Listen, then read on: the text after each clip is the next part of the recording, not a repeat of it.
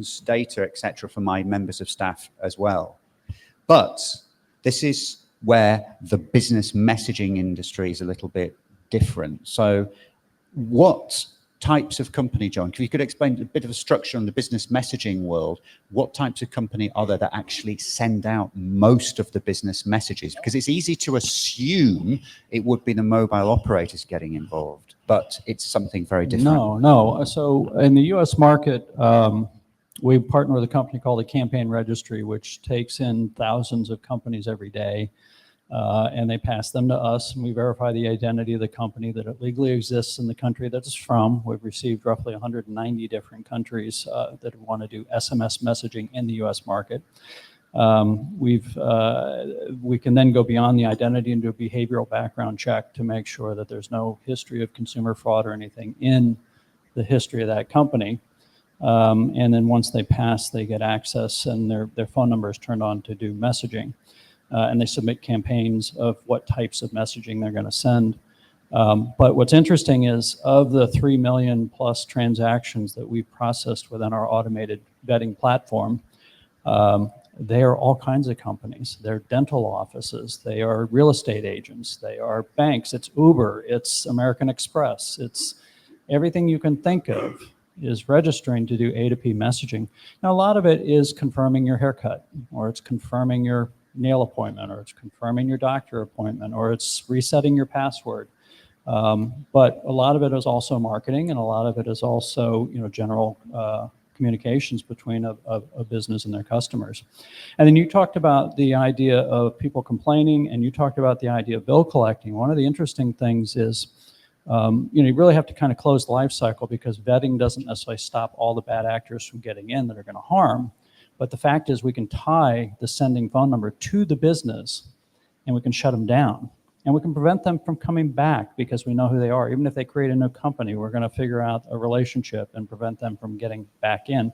But we also collect business results on behalf of some of the carriers that we work for. We get roughly 10 million complaints a day from consumers saying, I didn't want this message, it's harmful. And with Apple's new swipe right, report junk, it's very, very easy. And what's interesting is we have seen large amounts of complaints specifically around bill collection, right? But at the same time, they're legitimate messages, they're not harmful. And so because we know who they are and they are registers, we're not shutting them down from what they're doing, right? Because that's legitimate messaging. It's not spam, it's not phishing, there's no harm connected to it. So the idea of knowing who is sending and knowing, in essence, what they're sending. I know in the UK, GDPR, you can't just read a message. But this is an instance where a customer said, hey, carrier, read this. This is harmful. Take action. And the reality is 70% are not necessarily harmful. But, we can tie it back if it is, and we can actually not shut it down if it's not. I think just to pick up on a point that James and John, I know you've got a question, and I'm going to pass this over to Dario as well. One of the key pieces of the chain of communication, I can't remember which one of these gentlemen said it's not the network sending out these messages. We carry these messages on behalf of our consumers.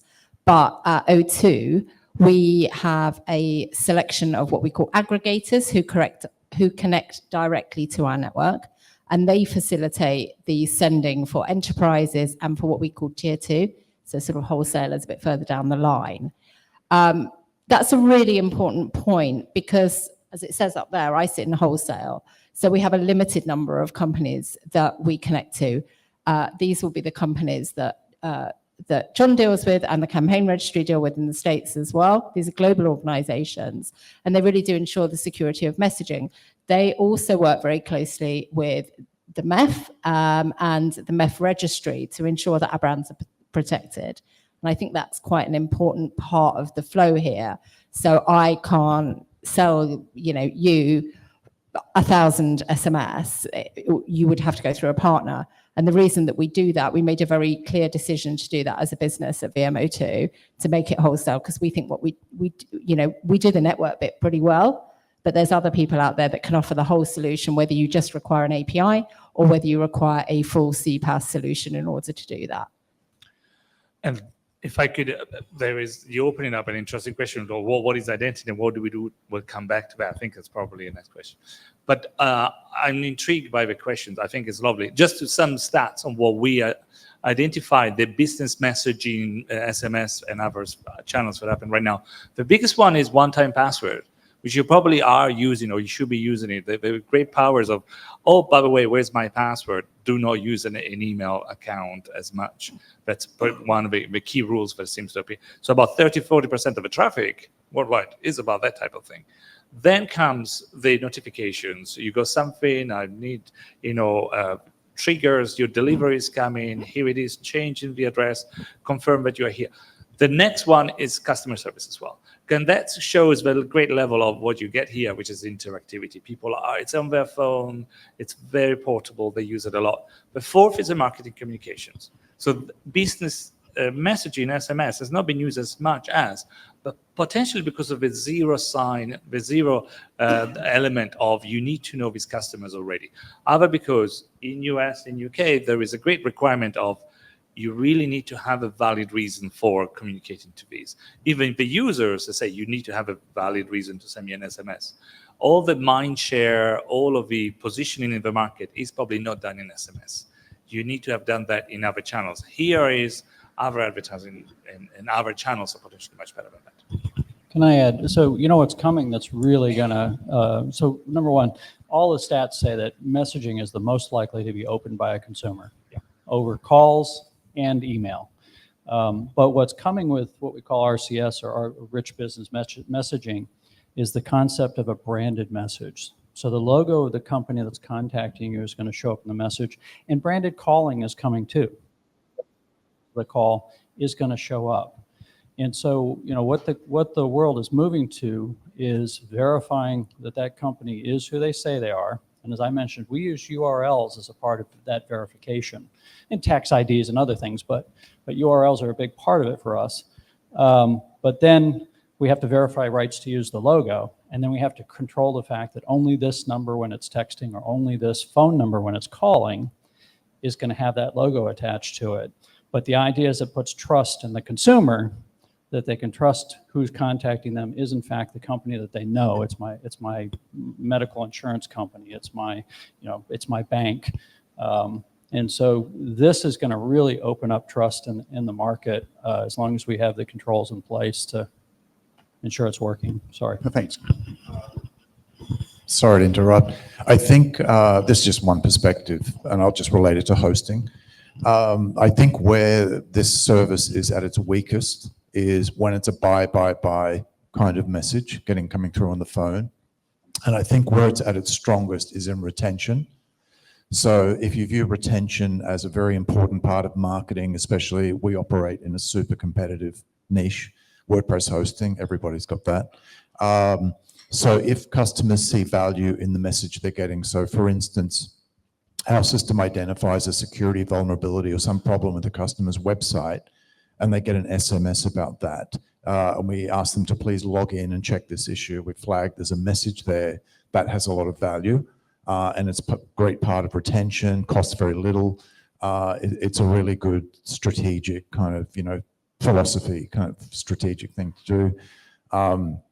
But I think where it isn't as strong is if they just view it as a kind of a spammy, salesy message.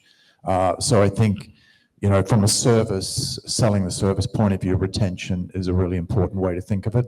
Yeah, that's a very, very big generalization, but you're very, very correct, because the problem is in many, many countries, the regulators have left actually getting involved in the world of business messaging and SMS in particular too late. So let's take India as a perfect example. In India, there was literally so much spam that the average citizen in India was receiving 90, 100 upwards of spam SMS per day. That destroys the value of the channel, utterly destroys the value of the channel. So the government had to step in very, very aggressively, implement solutions. Actually, it's the largest, we talk about blockchain. All of you in the domain will talk about blockchain, blockchain, blockchain. You could forget blockchain in the domain world. The largest commercial practical use of it is in India, protecting SMS. That's the largest practical use today, still for the past couple of years, of blockchain in the world. And it's just used millions of times a second in India for that. So you need to restore trust, but what you do not want to do is to let it get to the stage where you have to have the regulators, government stepping in massively. And this is why you have the campaign registry in the US. That US model is fantastic. I wish every single country in the world had something like the campaign registry. And actually you have the CEO of the campaign registry, Mr. Soren Schaft, sitting there. So a huge portion of SMS you will receive and you see sent in the US are down to ultimately this guy and his organization, and the verification for the enterprise actually doing the sending, this guy. So it just shows there's so much going on in the background, and actually the trust or the people fighting to do the right things, they're few and far between, resides in a few companies. But if you can restore that trust, and this is what the MEF is all about, this is what responsible operators like Virgin Media O2, great companies like Aegis are about. Once you've restored that trust, you can roll out with the education piece. And that is about how you use a channel. We all see it on LinkedIn. How many companies just blast out LinkedIn posts 2, 3, 4 times a day? Whereas if I always say on LinkedIn, less is more. You pull back, you just do 1 or 2 posts a week. You really think about when you're sending them and roll. It's exactly the same with messaging, whether it be for retention or new customer acquisition. But this is where more visual channels such as RCS come in and can be so powerful. Yeah, and so part of the success, though, of having registries and verification of identity of companies that they are who they say they are and that they're not going to hurt consumers, is to be able to do it at volume with lower friction, some friction, but also keeping the cost low. And so by keeping the cost low, you don't chase people to other channels. They use this channel. And so that's what we've done. I mean, we're processing and onboarding companies in 3 seconds, 10 seconds if they're really big and have a whole bunch of legal history in their background, but literally seconds. And our costs, are anywhere from, let's say, the equivalent of, £3 to maybe £30 per company. That's a very, very inexpensive onboarding, if you will, and verification of companies. But you have to do it at scale so that everybody, including Bob's Barbershop, is not prohibited from coming on and registering on being on a trusted channel. So I just wanted to add that because that's the only way you have success in this The price is low friction, and the commercial model, the price is critical. Now, all of you will be sitting here thinking, oh, but James, SMS costs money. If you've probably gone online and looked and just typed in SMS text messaging, you found someone, they're probably going to be charging you 4, 5, 6 pence a message in the UK, and you're going, oh, okay, I need to send 10,000 out. Wow, that's going to cost me £60, £600, whatever. My maths just failed me there, and it's going to cost me money. Whereas if I did that via email, it would cost me £1, because business email does cost, by the way, it's not free. So, but you're thinking, okay, I'll rather send it via email. But it's all about actionable results that can be measured. And this is where business messaging comes in super strong. So think about business messaging. And I strongly recommend, remember meeting you and your family last year and thinking you should be using it for your domain business and your financial solutions, your mortgage business as well. Get into SMS and now RCS as well. Call centers are coming. Yep. Right. So you'll have chatbots. You'll have chatbots in place of call centers, which will be your customers will be messaging in and back and forth with a chatbot. As you know, our kids that are growing up today, of course, mine are all grown up because I'm old, but they like text messaging far better than talking to somebody on the phone, and you're going to see call centers converting to text services. I think one of the things that's important to mention when we talk about RCS or RBM, which is RCS business messaging, we love an acronym, as I said, is that all of the UK operators verify each agent, each bot that is created on our network. So if you receive an RBM message from Barclays Bank, you know, if you're an O2 customer or an EE customer or a Vodafone customer, you know that it has been checked. It has been released into production literally by me or one of my colleagues pressing a button after these checks are done. And that's powerful in lots of ways. It's powerful for trust, and it also offers you an opportunity. I'm sure many of the companies in here have spent a significant amount of money on your branding and your advertising, and your good name is important to you. This is a way to retain that at a very, very low cost per send, although I can't talk about money. You can't, because you're a mobile operator, you're not. I can, but there we go. Are you putting your trust? Are you putting the trust? Yes, the blue tick and a shield. We have a tick and a shield. And that works for, as I said, that's on 3, O2, EE, BT, and Vodafone. So if you're one of their customers and you get an RCS message from a brand, it will have that shield. You can go in, you can verify it, you can immediately see their contact details, privacy policy, and yeah, thanks for reminding me of that. Very important, because that's you're essentially telling your customer that you have verified this. Fantastic. Unbelievably, our time together is practically at an end. Dario, final words to the audience here who are not using business messaging. What would you say? And also about becoming part of the community, engaging, learning about how to use it within the MEF community as well.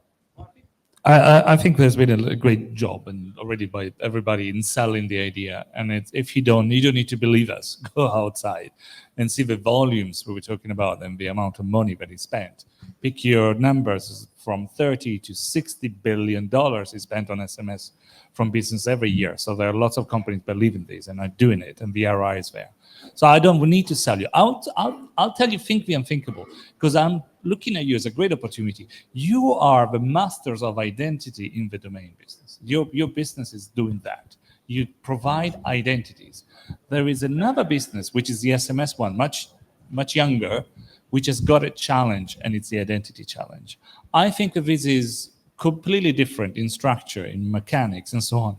But your expertise and your potential is possibly what is really needed in our industry as well. So think of it and think the unthinkable. Change the SMS sender ID, the alphanumeric, anything else you want for shortcodes, anything that you could sell to your customers as well.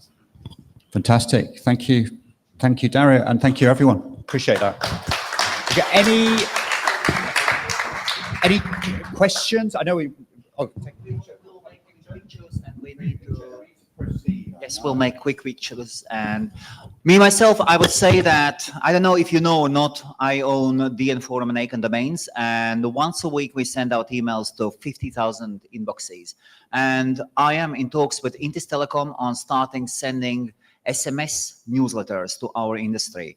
But this is an opportunity we should use. Nobody in our industry works with SMSs. It is a shame. And just one final thing, you will note who the main sponsor of this event is. It's IT.com. And where did the money for that business come from? It came from Intis Telecom, a messaging business. I'm pleased to say both are members of MEF, as is Sky as well, who we have in the room, the domain team. Thank you. Thank you very much. Thank you very much. And thank you. We are honored. And before I proceed, my apologies. So we know that our industry has old players who hate Web3, but the young ones, many of us, let us be honest, we've seen it all. They say Web3, don't say these are domains. Of course, those are domain names. And Werner is laughing. And upstairs, we have digital assets track. And if you don't have a chance to meet Sunny Chan from... Hi guys, thank you Hamid for bringing me up. So there will be a digital asset track conference upstairs, and I'm from NIMFI. So we basically trying to use blockchain to add value to the domain industry. And if you're interested, please come over and have a listen and give us some feedback, because we as people working in the Web3 industry, we need people from the domain industry to give us expertise and also give us feedback in terms of product development and user acquisitions as well, because we're trying to apply blockchain on top of domains and see what happens there. And also, we know that Web3 companies are different, and it all starts from the founders. And the founder of Namefy is ex-Google engineer, Victor. You'll meet him at many places. And Sunny, easy name to remember. Sunny, positive, always sun, happy. So please come up, talk to Sunny. She has come here to meet with all of you. And I really hope you enjoy the next session as well. Either it is here or upstairs. Thank you. Thank you, Tess. Thank you, Helmut, and welcome, Sunny. Thanks for hopping up. Oh, double fisting in a whole different way now. All right, we have one. This is our final panel of the London Domain Summit. Four fabulous speakers. I had a little FOMO with your selfie back there, but come on, start making your way up. We're going to talk about domains and hosting and the hosting business in particular. My esteemed colleague, Munir Badr of AE Server, Stefanos Hadi with DreamHost, come on up. Marcus Fackler from Internet X. Oh, I like the intro. And who needs no introduction, but Freddie himself. Freddie, how many years have you been in the industry? As long as I know you, I think close to 30 years. Well, yeah, that's why he's so successful. Okay. Now everybody knows how old I am. So let's get started. I think the first question really is hosting still needed today with all the changes with site builders, shop softwares? There's so much going on. Do you see hosting as still needed? Let's talk to that a little bit. Any other changes you see on the customer side right now in particular? Who wants to kick it off? Yeah, I would say I kick it off. Yes, everybody who has domains needs a server, needs a cloud server, needs a dedicated server. He needs a solid basis for his business, yeah. And he needs a data center. He needs a tech department he can rely on, yeah. And this is our experience. Everybody with domains needs some servers. Actually, everything is built on hosting. Yeah. 30 years ago or 25 years ago, we called it server. Then when vServer came, the server became a dedicated server. Later shared hosting, cloud servers. Doesn't matter how you call it, it's always hosting. Yeah. Well, first of all, thank you for inviting me here. Thanks to Helmut for organizing this great event. It's my third domain summit. Yes, every digital presence needs a home, and this home is web hosting. And as a web hosting company myself, I always have this question on the top of my mind. I mean, what's the future of the industry? When is the right time to innovate, to change? And of course, there's lots of innovation happening, lots of changes in the industry happening, but hosting is still a commodity, right? It is a commodity. It's bought and sold all across the world. And as you just said, it could be called cloud, dedicated, private cloud, whatever it is still hosting, and it's here to stay. Thank you for inviting me to this event. Definitely hosting still needed today, especially after pandemic. I can see our customer booming during the 2020 mid-years until today, still booming because a lot of business have moving from regular store to online store, and people need website to communicate with the customer easily 24/7. And I think there's still part of the infrastructure we still have to support in the future. Thank you. Very insightful. So what types of programs or practical strategies are hosting companies utilizing in today's environment, not just hosting companies, registrars as well, to implement and maintain customers? Let me start with that one because I was finished the second one. It's a very good question for this one. There's many ways of web hosting today, how they prosper, how to maintain the customer. And of course, they don't want to have a high churn. And there's a lot of way we want to make sure the customers stay with us. One of the thing at DreamHost I'm very proud of running at this moment is a customer always thank me, Steph, thank you for giving me extra domains, because I partner with a bunch of TLD at this moment. I want them to own several domains, and 85% of our customer only own one domain. And if I giving extra, of course they want it, right? You agree? And not only one, I give them several domains. So in the last 2 years now programs, I have been pushing a program to our current customer. If you have a hosting, I bundle you with another extra domains. If you currently have stephanus.com, why don't you buy stephanus.shop? Stephanus.store is also good for you. That's what we have been doing at DreamHost.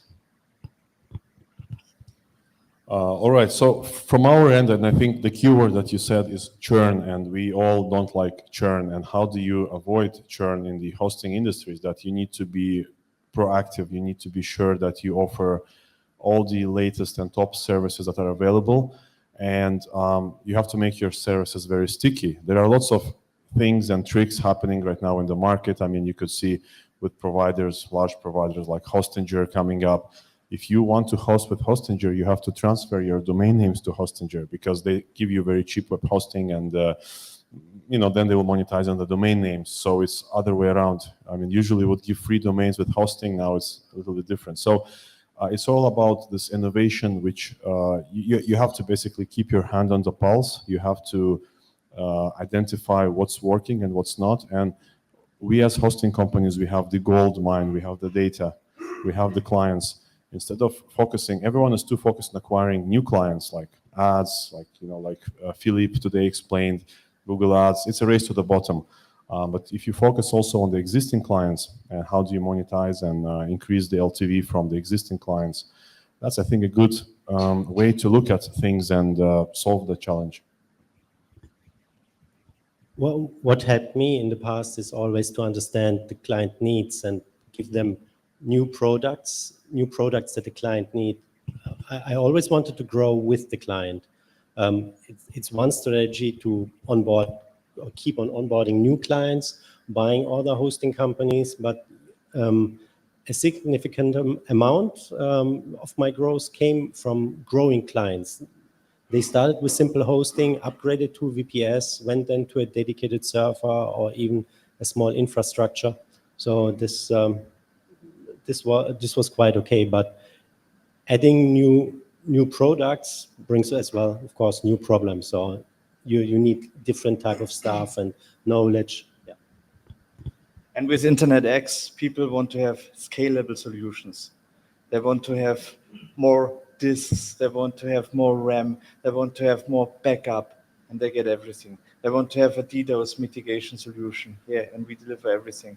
We have a good team providing the migration services and so on, And this, if you work with the customers, if you have proper hardware, then everything is good. And 24/7 support, of course.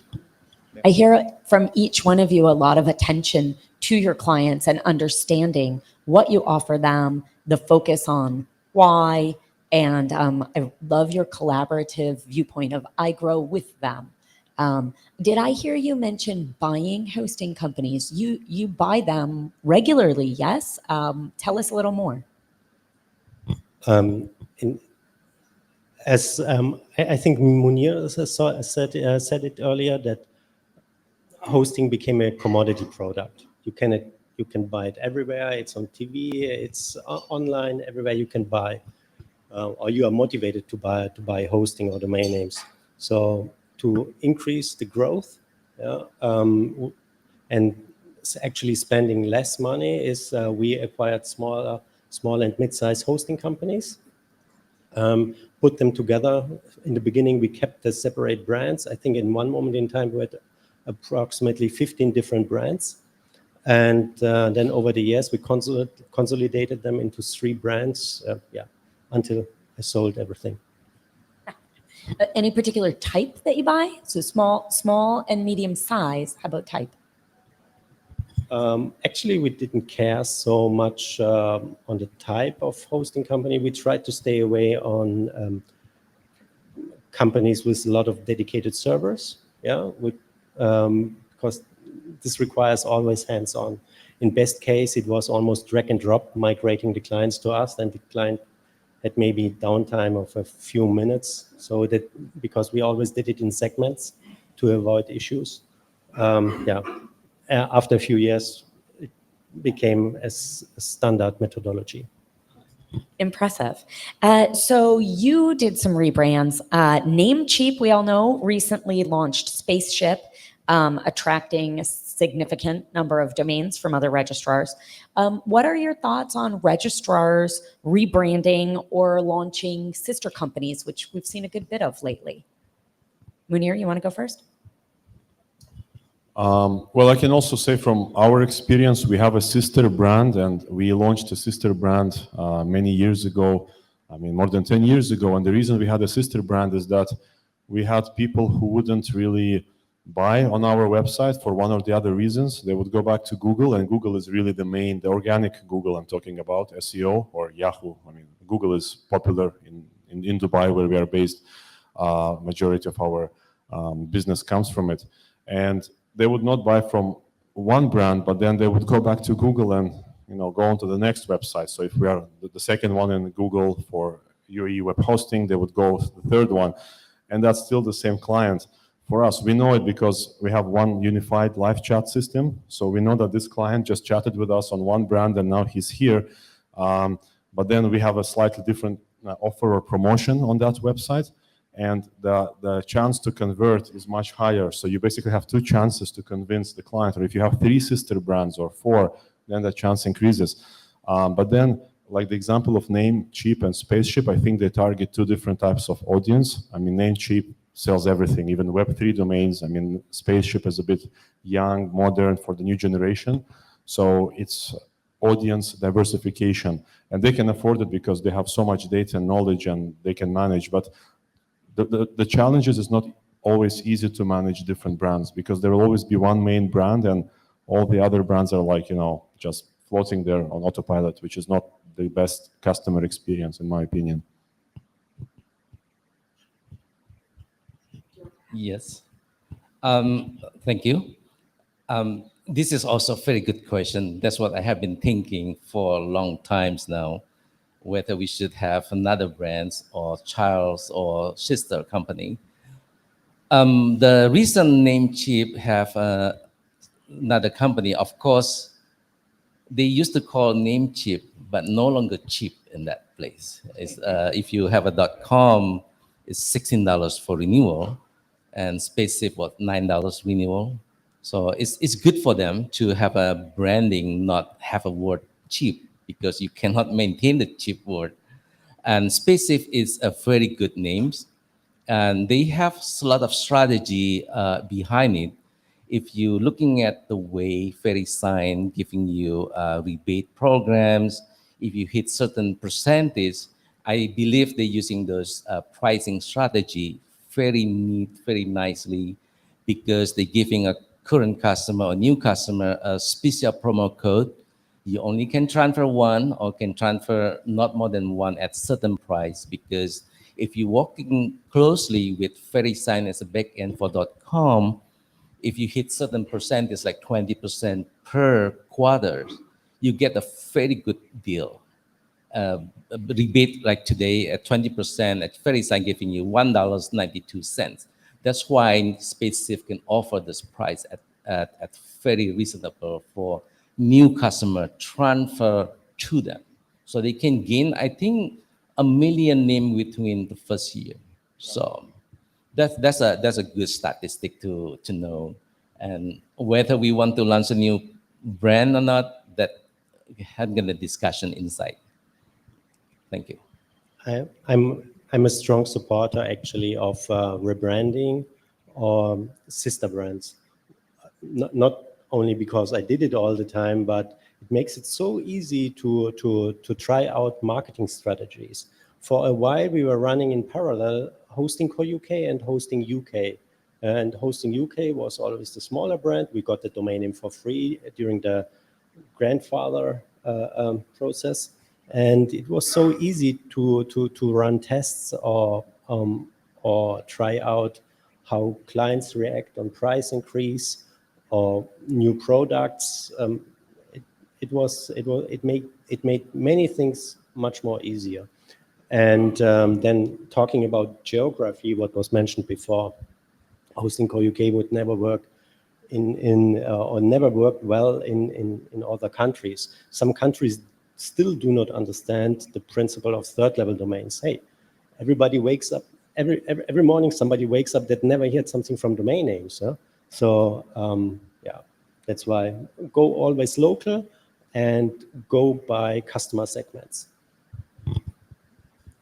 Okay, and now back to Internet X. Everybody, I think, knows Internet X. Yeah, we don't need any more brands because we have the B2B label, that's Internet X, and B2C is done by other companies within our big community there. And therefore, we are so established. We're on the market since 1998. Well, I can only say, yeah, we are the brand. Yeah, that's very special when you know Yes. who you are and what works And in, it works, in your of course, area. yeah. With regard to DE domains, for instance, everybody knows if you have DE domains, that's Internet X. That's the address. Well done. I like the confidence, right? You mentioned different regions, Freddie, and that's a great segue right now. Let's talk about the difference and challenges running web hosting businesses in different regions based on, not only different rules, but different payment preferences or requirements, access, costs. Do you want to start? I can do that. I think it's a very interesting, it's a great question. Thank you, Tess. There are lots of challenges, and this is actually why you see web hosting companies or domain registrars in general are being successful over other international brand names in a specific locality, including where I operate, and this is how I've built my company. We've been very niche. We've been always focused on local hosting. I mean, right now we are present all across the GCC, which are like the Gulf Cooperation Council, but people back in the days would, for example, not like to pay online. I mean, there was a very big challenge with online payments. I mean, even for me as a company to accept payment gateways, I had to get very creative. I mean, we didn't have Stripe, we didn't have PayPal, we had like 2checkout.com. Who wants to use 2checkout.com, a third-party payment gateway? But we had to, and pay like 8% commission, and we don't control the client data, and so on and so forth. Data center availability, space, CCTLDs. When you talk about local hosting, geographic hosting, you want to, present yourself as a local provider. In many of the countries, even across Europe and some of the Eastern European countries, there are lots of restrictions to register CCTLDs. You need to provide proof of address, proof of, like a business registration, a trademark. We had the same thing. Well, luckily not in Dubai. In Dubai, the .ae domain name was always unrestricted. So that's why it's the largest domain name right now. Any person from any country can register a domain name. It's an open zone. Hosting. If you sell local hosting, like you call it local hosting, then your data center has to be local. I mean, in Dubai, it's one of the most expensive places for internet bandwidth. It's a government-regulated, it's a national resource, and it's super expensive. So co-locating a server and selling local hosting, I'm talking about a few years ago, not now. Now things are different. It would make no business sense to sell a shared cPanel hosting for $2 or $3 a month because your bills are going to be like 10 times that amount. So then how can you compete with GoDaddy that says, okay, $1 for the first 3 months or whatever the offer is? So these are the main challenges and you would compensate those challenges by saying, okay, local support, we speak your language, we are available to meet face-to-face. In some regions in the Middle East, there is this face-to-face practice. You would like to meet the person first, shake hands, and then do deals. We had a client maybe like 10 years ago drive to us to renew a domain name. So he was already an existing client, for years, so there should be trust. already developed, but no, he wanted to renew the domain name and pay us in cash, and he would drive to us. And I mean, he had a couple of domains, and he would spend more money on gas and toll gates to come to our office. But for him, it was a matter of principle. He wanted to be sure we are still there. This is a very extreme example, but then if you look about the evolution, I think what helped the hosting industry is the penetration of e-commerce and e-commerce stores. So we had the first Amazon, like it was souk.com, which was acquired by Amazon for $800 million, almost $1 billion, 4 years ago or 5 years ago. And then paying by card, giving your data, payment data online, or when you split the payments into 4 payments, like buy now, pay later, this has completely changed everything, not just for hosting, but everything else related to selling online, like digital services, digital courses, marketing, and so on. So I think in Africa, that's also another interesting region. I mean, people pay with mobile phones, like sending an SMS. James will be happy to hear that. Where is James? To a short code, right? So, and this is the cool thing. This is why local providers succeed and build a nice business case while attending events like this and learning, okay, what's the best practice in your market, and we share knowledge. I mean, that's it. Yeah, this is a very good question also. Munir have a very good point. We have to take care of the customer. Like at DreamHost, in order to compete in today's environment, today's economy, of course, we have customer support always there. This is not robot, this is human. That's a good thing to know. 70% of our customer are US-based. Of course, you see US people are not very patient to wait for your ticket to be answered for another 24 hours. So we have this customer support ready to answer your ticket between that 45 minutes, 1 hour. And if you're looking at the report, DreamHost has been picked as one of the best customer support in the last several years. So that's why the customer has been staying with us happy.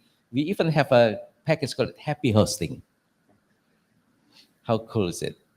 So customer have been happy with us. So in order to maintain this customer base at the US, of course, you have this team ready to answer the tickets 24/7. And we no longer only US-based support. Now after the pandemics, we have support global from South America location, South Africa.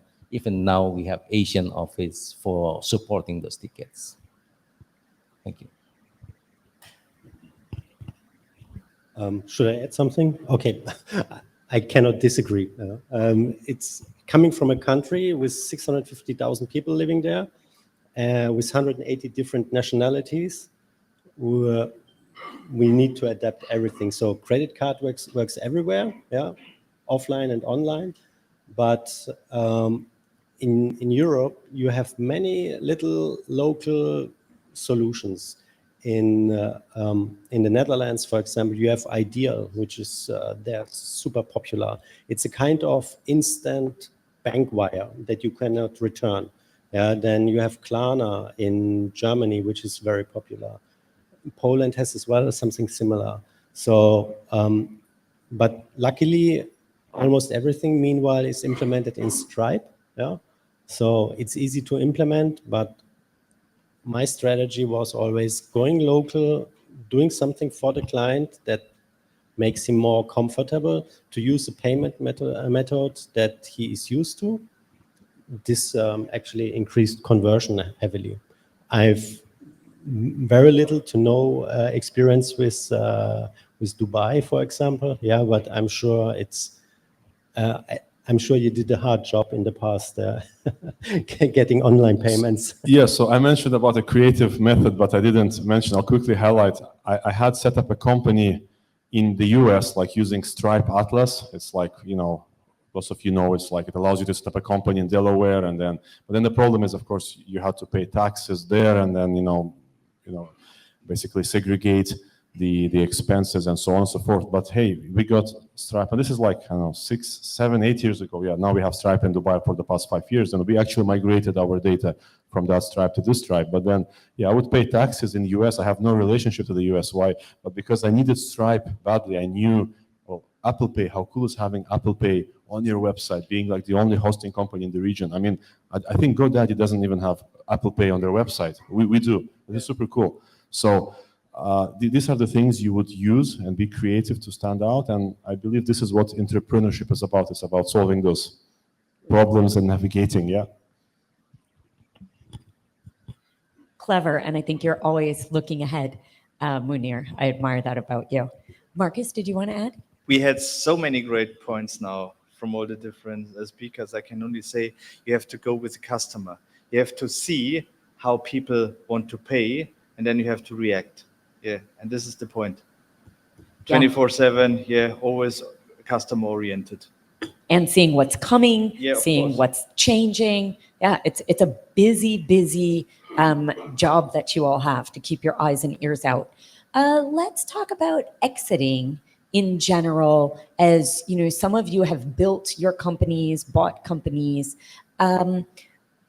What's the motivation to exit, to sell hosting or registrar business? I mean, besides, I don't think Braden's in here, but I liked earlier, he was like, money.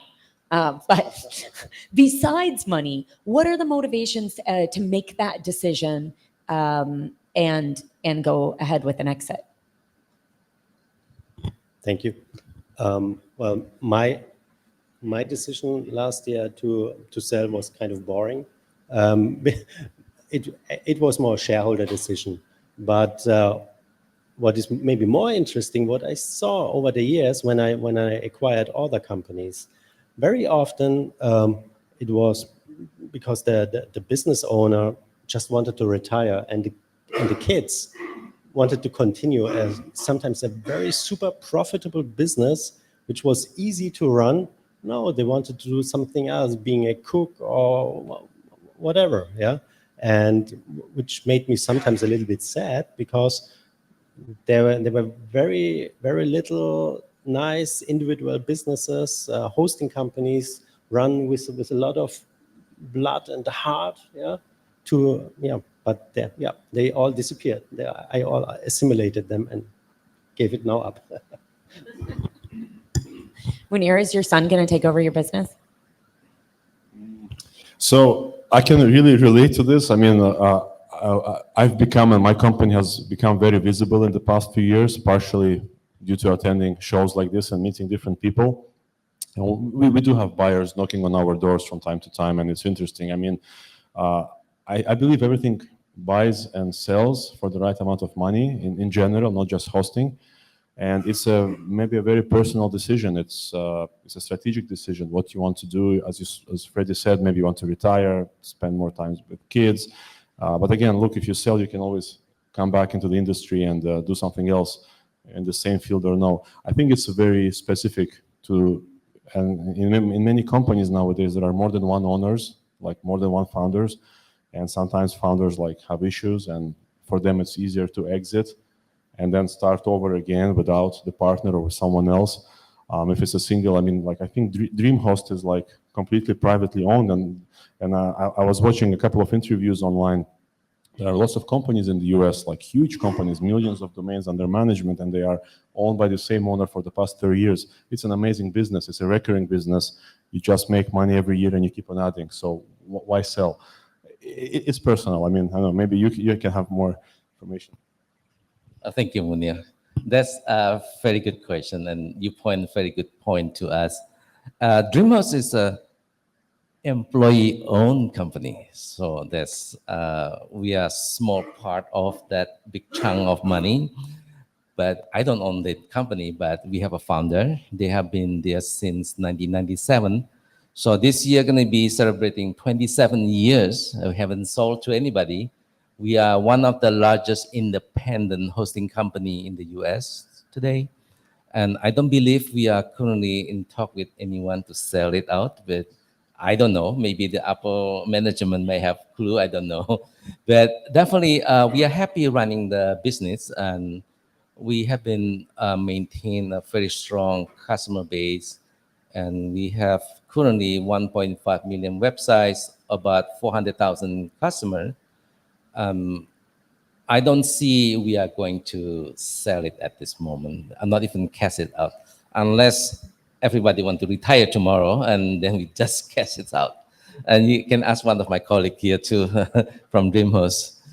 Yeah. It's quite noticeable to see your smile when you say that it's employee owned and the joy that that gives you, and I'm sure the motivation as well. Yeah. Oh, well done. Definitely. Congratulations. Yeah. How long have you worked there? I start 2014, so this is my 10 years anniversary. So I might have small little bit in that company. Congratulations. Thank you. Oh, well done. Well, thank you, gentlemen. This was a lovely panel. It's always interesting to hear what's happening in the hosting world. We in the domain world so appreciate how you grow and share our domains and just rise, I think, for everyone, how you truly are in a service industry. You make all of our worlds run, right? So thank you. Yeah, you're welcome. Thank you.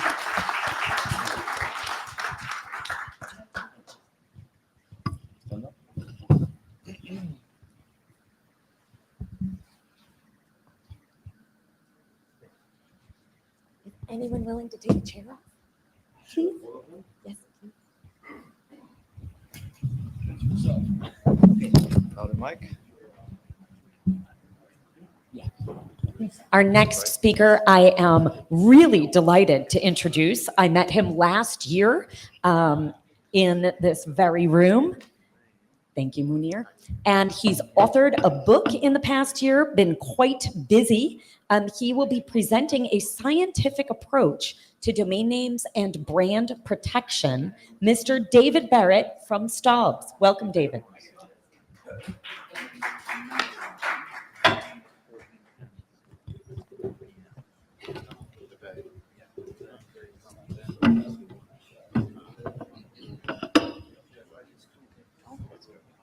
Okay, can everyone hear me? Perfect. Okay, thanks everyone. Thanks, Tess. Thanks to Helmets and the team for having me here this year. So just to introduce myself, my background is as a research scientist back in the day. I've spent the last 20 years working in the brand protection industry, and in the last year I've moved to Staubs, which is a brand advisory consultancy. They offer a number of legal and IP related services, and I've come in to kind of help consult on the brand protection side of things. So I've got a slightly unusual background in the industry, but what that's done is it's given me kind of an opportunity to apply that scientific background that I've got into the area of brand protection analysis, which is what I've spent most of my career doing. So that's what I'll be talking about. It's going to be illustrated with a series of case studies, and that will form the base, the bulk of this presentation. So just as an overview of what I'm going to talk about, so I'm just going to give a very quick introduction to what brand protection is, for those of you who are not familiar with it, and then talk about how there's really a couple of different areas within that scientific analysis can lend itself to. Those two main areas are filtering, prioritizing, and clustering results from the typically large database of findings that we get when we're monitoring for content relating to a particular brand. And also getting insights into infringement patterns and the general landscape that's out there. The rest of this slide is just kind of giving you an overview of the case studies that we'll be looking at, but I'll go through those as we get to them. So this is a bit of a busy slide. Apologies that there's quite a lot on it. Don't worry too much about all of the content. Really, the idea here is to say what brand protection is. So essentially what we're doing, we will be working for a number of big brands, looking online to identify content that is potentially damaging to them, and then having that content taken down where appropriate. So really there's 2 or 3 parts to that. The first part is the process of monitoring and discovery. So that's finding the infringing or egregious content, analyzing that content to sort of prioritize and filter it down, and then doing enforcement against the things that need taking down. As part of that, we identify a range of different types of infringement, which is represented by the 4 colored boxes at the top. So we've got counterfeit goods and e-commerce related infringements. We have online fraud, we have digital piracy, and then we have other brand issues. So that can cover a range of different things: logo abuse, false claims of affiliation, things like genericism, where a brand name is being used by third parties in a generic sense, and that can kind of devalue the brand over time. So think of brands like Hoover, Band-Aid, Kleenex, Xerox, Google, where actually their brand name has kind of just become a generic term for the type of product or service that they're offering. There's some information on that slide that gives you sort of a flavor of the scale of the issues, sort of the billions of dollars that are affected by these types of issues. I won't go through that now, but if anyone wants to delve into that in more detail, the slides will be available afterwards, and I can share any of that information with you if that's useful. If you look at the bottom of the slide, again, quite busy, but what I'm trying to sort of convey there is that as part of a brand protection service, really what you're looking to do is cover things holistically. So you're looking at a range of different channels, so domain names, of course, but also general internet content, social media, e-commerce marketplaces, and so on. And really, there's a lot of overlap increasingly in these different areas. So you really need to monitor them all together to kind of make sense of the infringement landscape. There's a few different ways that you can get that data. So for domain names, we will typically look at things like domain name zone files, which give you these comprehensive lists of all the registered domains. We can do things like parallel lookups to get increased coverage over things like ccTLDs, where maybe the zone files are not available. And then there's a number of other techniques we use to collect data, so sending queries to search engines, doing direct searches on individual sites, marketplaces, platforms that we're interested in. But really within that, domain names do sit in an area of key importance. They typically, if you've got a branded domain name that's infringing in some ways, typically it will be more highly search engine ranked than maybe a non-branded domain name. It is an explicit abuse of IP, so therefore there are greater enforcement options available. And there is the possibility for abuse even when there's no live website content. So quite often if we find a domain has been registered and it has an active MX record, that may be an indication that that domain is being used to send spam or phishing emails. So this is a sort of little schematic of how brand protection sits together with domain name management. Really the idea here is that the bit in the middle is the portfolio of official domains that a brand owner company will own. So typically there will be the core domains that they use for their website, email, typical kind of classic business infrastructure purposes. And then outside of that, there will be an additional tactical portfolio of domains that the brand owner will own, but maybe is not actively using at the current time. Some of those may be defensive registrations that have been held to prevent them being used by third parties. Some of them may be strategic domain registrations, which are being held to be used in the future. They may relate to new brands that are being launched, new geographic areas that the brand is planning to expand into, and so on. I guess the thing to take away from this is, you will always have, as a brand owner, a tactical domain portfolio, but you can't possibly register every possible domain name variant that could be used by an infringer. So this is why domain name management should always be accompanied by an online brand protection program. And what that's really looking to do, that's looking at the area outside the firewall, if you like. So that's looking at activity by third parties. That's more of a sort of proactive approach to looking at what the other people are doing. If you find something that's egregious, then taking it down. There's a number of reasons why that's important. Brand protection has a number of purposes, as you can see on the bottom left there. So protecting your IP, protecting your customers, and so on. But actually, from an IP management point of view, being seen to be proactively enforcing against infringements is really important, because it can actually be a prerequisite for keeping your IP protection in place, keeping your trademarks registered, and so on. Okay, so as I touched on in the very beginning, there's really a couple of main areas where sort of these analysis ideas are appropriate. The first, as I said, is filtering and prioritizing results and clustering results together. So the reason that's important is when you set up a brand monitoring service looking for content that might be of interest on the internet to a brand owner, typically you will get back a lot of data. So really what you need to do is firstly prioritize and filter that. So filtering is kind of getting rid of things like false positives, so maybe unrelated references to the brand name, which, particularly if you've got a brand like Apple or Orange, which is a kind of key, a very common word in its own right, you want to get rid of some of those false positives. And then with what's left, you want to sort of prioritize it. So what's worth looking at in more detail first, and then what are the things maybe you want to take prioritized action against. As part of that, there is this idea of clustering, which is building links between related infringements. And again, there's a few reasons why that can be useful. It can help you identify who your key infringers are. So they're the people you take action against first. If you find that there are, for example, lots of domains, infringing domains that are linked to each other, you can take them down all in one go through some sort of bulk takedown action. If you can identify that an infringer has been involved in lots of different activities, you can build a stronger case of bad faith action and so on. The other area, other than filtering and prioritizing, is this kind of getting insights into the landscape and patterns of infringement. And there's a few different areas really where that kind of can come into play. And we'll touch on some of those a little bit later. So this is, again, quite a busy slide here, but really, I guess the thing to take away from this is there's a number of different criteria or characteristics of websites or domain names that you can use as a basis for prioritizing which ones are the ones you should be looking at first or be most concerned about. So things like, if you brought back a load of web pages about a particular brand, one of the easiest things you can do is to say, okay, which are the pages that are most about this brand? So you can look for things like the presence and the prominence of keywords on the page. And there's a whole suite of other characteristics you can look at. And a lot of these are sort of domain name related characteristics.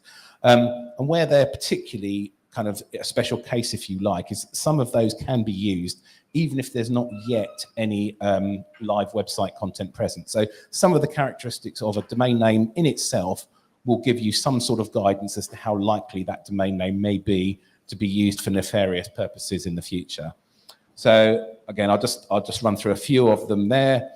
So things like host country. So we find, for example, that sites hosted in particular countries, maybe places like Russia and China, where there are typically high rates of infringement or difficulty in actually getting sites taken down, they can be popular with infringers for those reasons. Who the registrar is. So we'll find that certain lower cost providers tend to be popular with infringers. Some even kind of, for hosting providers, some actually even build themselves as bulletproof. So their business model is, we won't take something down just because the brand owner tells us to. So essentially they're operating kind of in an illegal basis, but that is their business model. The type of brand reference in a domain name can be important. So if someone is using a deliberate typo or a misspelling, that can be an indication that they're planning to set up a deceptive website. Maybe they're deliberately using some sort of variation to circumvent detection. Different TLDs, again, we've touched on this in some of the previous sessions. So some TLDs tend to be more popular with infringements, and that can be down to things like how easy and cheap the domains are to register. Who the SSL certificate provider is. Now, obviously, back in the day, we're always told that, if a site has an SSL certificate, if you can see the padlock in the address bar, then it's a safe site. That's really no longer the case. There are plenty of SSL providers who really don't check who the people are who are trying to buy these certificates. And really, they're no longer any sort of effective indicator of trust. There was actually a recent study that showed 80% of sites that are explicitly involved in phishing activity have SSL certificates. They've got the padlock in the address bar. So you really just need to look at more who the provider of that certificate is. Domain name entropy is quite an interesting one. It's represented by for those who are mathematically minded, the formula on the right. Really what it is, it's just telling you, it's giving you a measure of how long and random a domain name is. So the higher the domain name entropy, the more it's kind of got lots of random unrepeated characters in it. That can be quite useful in its own right, as we'll see on some of the later slides. But really the idea is you can pull all of these characteristics together and it gives you the possibility to construct an overall threat scoring system for every result that you bring back, and that allows you to work out which ones you want to tackle in the first instance. So now onto the case studies.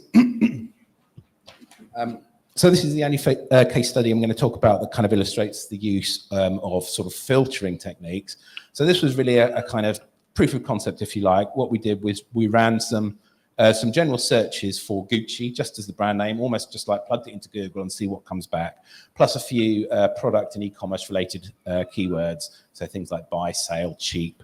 And that brought back, and this very kind of quick sampling exercise we did, that brought back 2,000 pages that might be selling counterfeit Gucci products. And the idea there is, what can we then do to actually bring to the top those ones that are really genuinely the ones that result to websites that actually may be doing this egregious activity. So what we did here is we used a proximity scoring system, which is represented by the graph at the top right. Essentially what we did is we picked a series of what we know are high risk keywords, the types of keywords that tend to be used by sites that are explicitly selling counterfeit products. So things like dupe, mirror quality, things that are being used to describe counterfeit products, but are not typically used by sites that are selling legitimate products. And we scored each page based on how close any of those keywords were to the brand name we were monitoring for. What that then gave us is a kind of ranked set of those 2,000 websites, and the ones that float to the top are exactly the ones that we're interested in finding, the ones that are explicitly selling replica products, counterfeits. So these would typically be our first targets for enforcement. So we're going to be jumping around a bit. So there's a few kind of fairly different case studies in the presentation that really illustrate different aspects of what I want to talk about. So this is an analysis of a high volume domain-based phishing campaign that I worked on actually in my previous role between 2020 and 2021. So what happened here is we saw that there was a large coordinated phishing campaign actually also being sent out, in this case through SMS messaging, and they were using brand-specific domain names to target a FTSE 100 banking group, so one of our not quite so legitimate uses of SMS messaging across that period.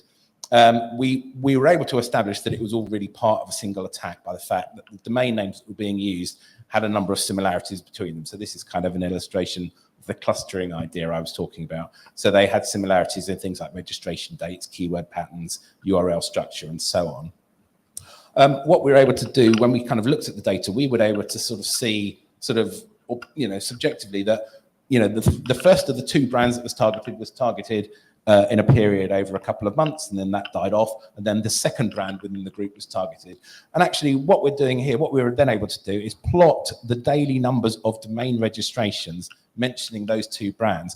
And actually we were able to pick up that phishing campaign in the overall level of activity. So really what the thing we saw here is that the number of domains used in this phishing campaign was so high that it actually dominated the overall pattern of all domains registered for containing that brand name over the period we're interested in. So this is just kind of one way you can see how sort of looking at the domain registration activity allows you to track the progress of the campaign. Obviously, we could have filtered it down and looked at just the ones that related to the particular patterns we knew were related to this campaign. But actually, in this case, the numbers were so high that it kind of dominated the overall landscape. So GameStop, some of you will remember there was a kind of campaign, when was it? Shortly after COVID, I think, targeting the US retailer GameStop. So this was an online campaign to manipulate the company's share price. And it was kind of an effort by a kind of campaign of people on Reddit to try and get one back at the man, I think, as they saw it, following an earlier phase of short selling. So that's where these big investors were predicting that the share price would drop. So the guys on Reddit decided, wouldn't it be funny actually if we actually kind of put together a campaign that actually drives the share price up, and then these guys all lose money. So they did that. It worked. And what actually happened off the back of that is that once GameStop got into the public eye and people were aware that these things were happening, actually what this happened is it triggered a rise in unrelated infringements. So people were then registering domains containing GameStop and also share, stock, and invest. They were kind of taking advantage of the campaign that was going on to try and drive people to invest through their own fraudulent investment sites. And actually, again, you can see really interesting. So the graph on the bottom left, you can see that the numbers of infringements on the graph, which I think is the blue line, tracks almost exactly the progress of the campaign, which we're kind of using the share price over time as a proxy. So again, really, this is another indication that what we quite often see is high-profile events targeting a particular organization tend to trigger subsequent spikes in infringements against that or related organizations. And really what's happening there is the infringers are taking advantage of the increased interest, the increased levels of search relating to those brands to drive users to their own fraudulent or infringing content. We've seen that for so many different things. We've seen it for the COVID pandemic, targeting healthcare providers. We've seen it for the World Cup. We've seen it for the Olympics. Really, this is something, whenever there's any increased interest in anything, infringers will take advantage of that and they will build scams relating to the thing that people are interested in. Going back now to something a bit more domain flavored. So one of the new GTLDs released in the last year was .zip. I'm sure many of you will be familiar. It entered its sunrise period in 2023 and actually 30,000 domains were registered within the first 2 months. However, what we did see amongst those initial registrations is there was a lot of bad activity as well. There were a lot of phishing attacks, so there were well-documented campaigns against Microsoft, Google, Okta, and various others.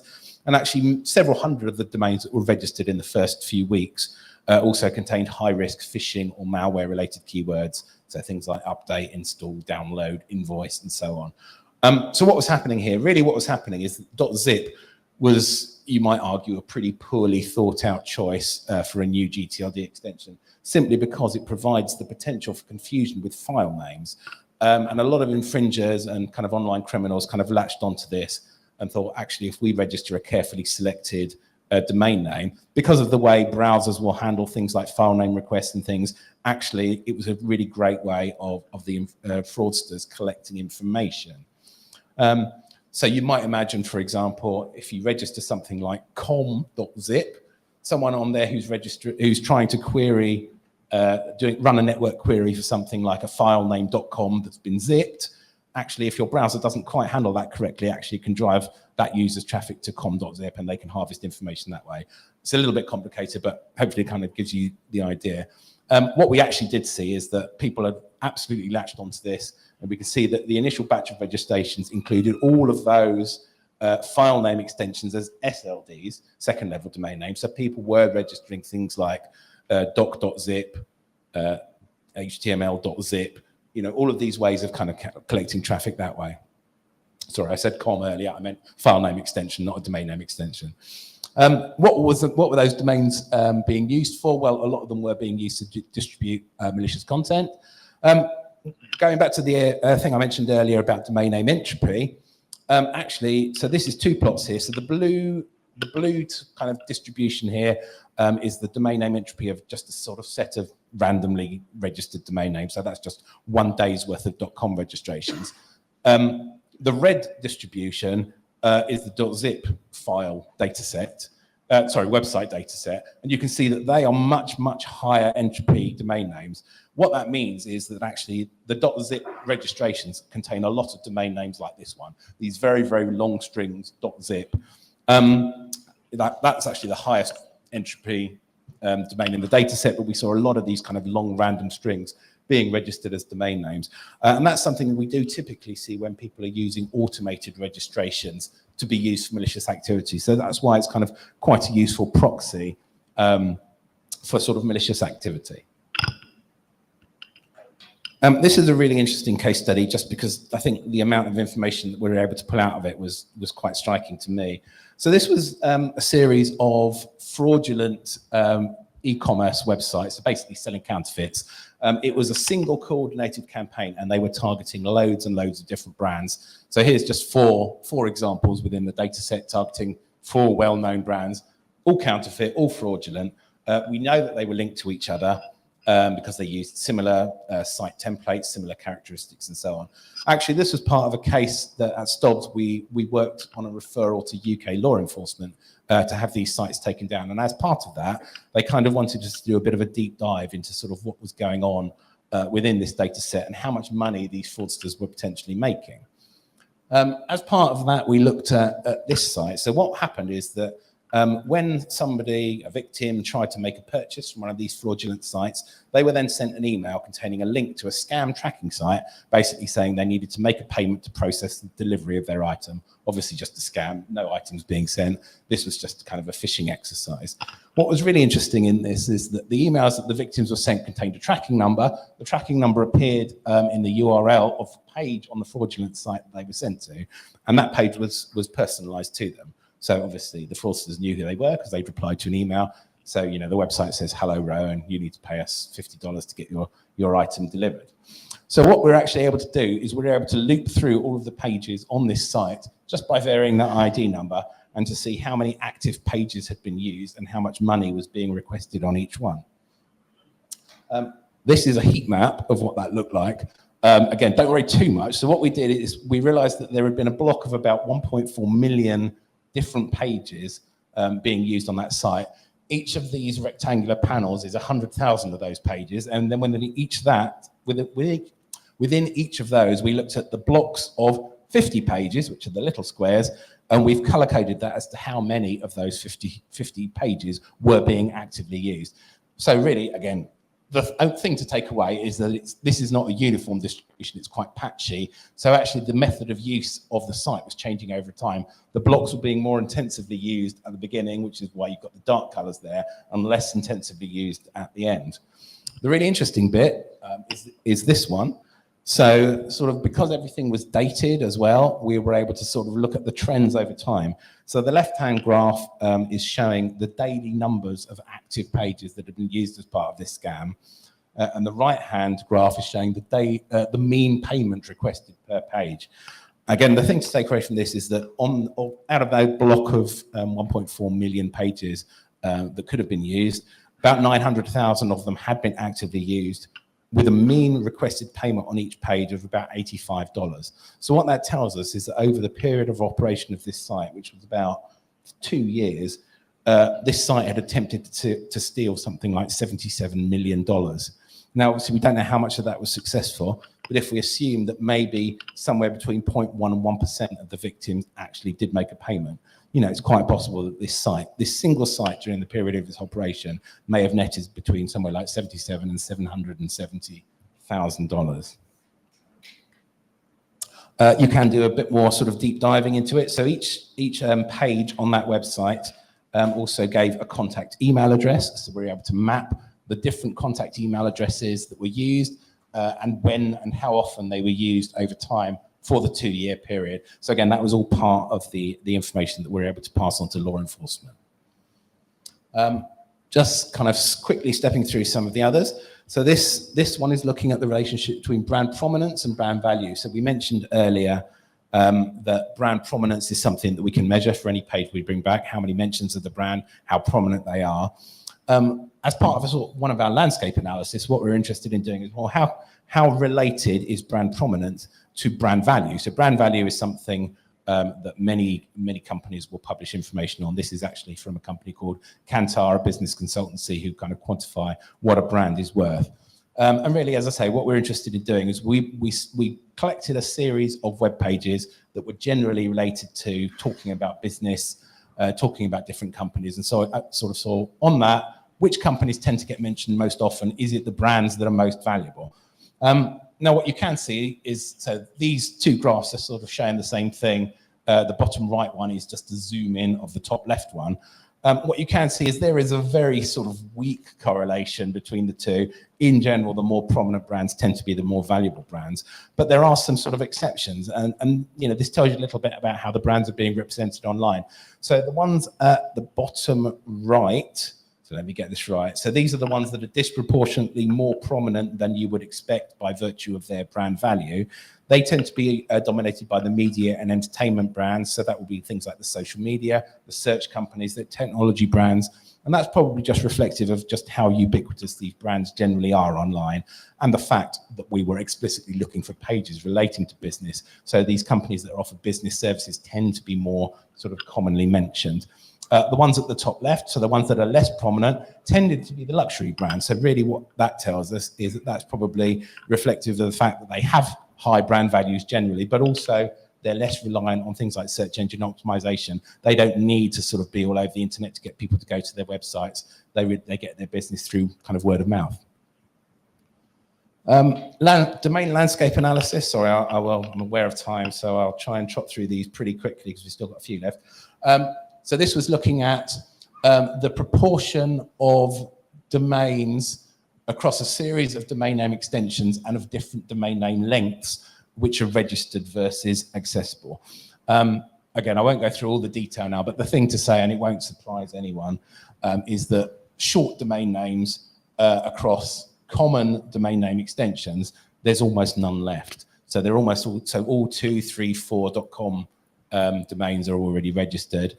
.5, there's a bit more of an availability, but all of the dictionary domain names are already taken. So again, this is kind of important when it comes to thinking about, you know, if you're launching a new brand, where do you target? I mean, and I guess the thing to take away here is, you know, there are, as we've said in some previous sessions, a lot of the good domains are already taken, if you like.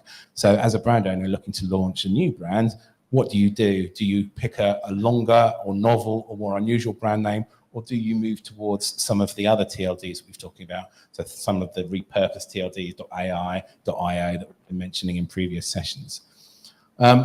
This, I think, is the last case study, but it goes over a few slides, so please indulge me. So this is looking at blockchain. Obviously, no presentation here would be complete without mentioning blockchain and AI, which I'll come to at the very, very end. So this is looking at registrations of blockchain domains. It's actually not the full set of blockchain domains. It's a sub-data set where we're able to get data. So these are Ethereum blockchain domains, .eth. I won't go into exactly what blockchains are because we've talked about it on sort of some of the previous sessions. Really what we're able to do is look at the registration patterns over time. And I guess the thing to take away here is there was a period a couple of years ago where you were sort of seeing almost this land grab, if you like, of domains being registered. So there was a big peak in domain name registration activity, and that coincided with shorter domain names being registered. So really what we're seeing here is this was a period where the kind of short, desirable Ethereum blockchain domain names were being registered. What were they being registered for? We've talked a little bit in some of the other sessions about whether brand owners should be getting ahead of the curve. Clearly, infringers are already getting ahead of the curve. So these are the number of registrations over time with names containing any of the top 10 global brands. These are all, as far as we can tell, not official registrations. So these are being registered, blockchain domains being unusual in that they can contain all of these special characters. But what that does mean is it's very easy to create domain names that are deceptively similar to what could be official brand names, and that's what infringers seem to be doing. The other trend we're seeing in the blockchain domain names is things like this. This is the last case study that I wanted to show you. So this is 1,024 character domain name. So blockchain domains can be much longer than regular domains, and they can contain all of these special characters. But we started seeing things like this. So this is just the domain name. It's 1,024 characters, all consisting of colored squares. Anyone got any idea what this might be for, what it might represent? I won't keep you hanging too long because I'm already over time. What we noticed was 1,024 is, as I'm sure you'll be able to see, is 32 squared. If you actually write that domain name out in a 32 by 32 grid, you get that. So actually what we think we're now seeing is the emergence, I don't exactly know what it is, it's some sort of artwork. For me, it looks like the Mona Lisa. So we think people are registering these blockchain domains purely because of their attractiveness as a domain name in its own right, and they're kind of selling and trading them as artworks, a bit like used to be done with NFTs. We're seeing lots of these different things, and lots of them are infringing different types of IP. So you can see Pokemon characters, Donkey Kong characters, and this may be sort of one of the new kind of big areas of infringement. That's it really. I'll wrap up. Obviously, summary. So really, we've just talked about the different ways in which analysis can be applied. We haven't talked about return on investment, but we can apply these similar analytic ideas to work out the return on investment of brand protection programs. There's a few frameworks, which I won't go into here, but I can talk to anyone if they're interested. And AI, obviously, because no modern presentation would be complete without some reference to AI. We've talked again in some of the previous sessions about where we may see AI growing in future. I think we're already seeing infringers using it more. It gives them a lower entry barrier to be able to create convincing phishing sites, malware, and so on. Generative AI itself raises a number of questions over sort of IP ownership. But, you know, on the other hand, the good guys can use AI in brand protection in a range of different ways. There's some ideas there. I won't talk through them now, but again, if anyone wants to talk about any of that afterwards, then just give me a shout. And that's it. That's me. All of this information can be got at either through one of those sources or through me, who you can contact at those sources. And that's it. Thank you for your time. David, awesome job. Just one little point, because it was kind of following the business messaging session. SMS, unfortunately, because it is so trusted, is the bearer of so many fraud attempts. But relating to that specific example about the banks in the UK, the banks now are part of an SMS sender ID registry managed by the Mobile Ecosystem Forum and totally supported by the British government. They register the sender IDs of the bank. So hopefully, well, I know that has reduced dramatically the amount of smishing, SMS phishing attacks in the UK. But unfortunately, there are some brands out there, not banks, parcel delivery companies in particular, I could name them, but I won't, who are not part of this scheme, because at the end of the day, the reputational damage for them, they don't care about the reputational damage for them, which is super weird in this world of hypersensitivity to any slight on their brand, because it's you and I who are paying the £2.14 to receive the parcel from which we won't receive otherwise. And their customers are not us, their customers are the Amazons of the world, etc. So we've still got a lot of work to do to get it across to brands that trust really is key up and down the chain. Thank you. Thanks, Tess.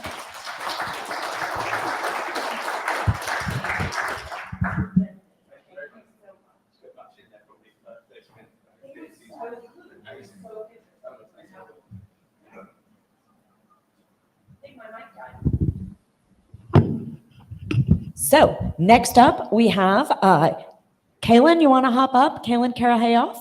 How'd I do? Did I pass? No, kind of. I'm talking about SEO and domains. I'm quite interested to hear what you have to say. I follow you, I think on Facebook is where I get most of my info from you, but I really read every post. So, yeah, I do. The only one. But we also Thank have... you.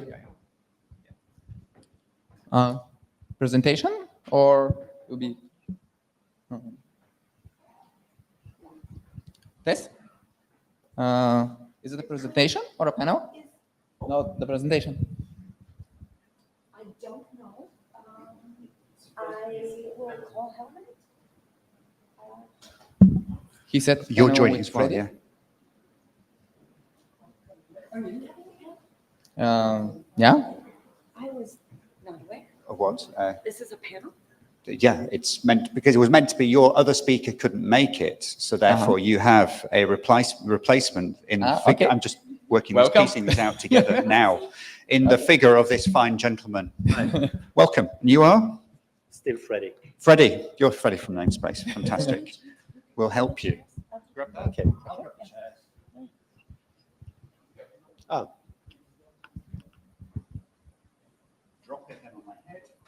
Thank you. Are we still talking about SEO? Yes. Maybe? Yeah? Yeah. Huh? Yes. All right. Oh. Thank you.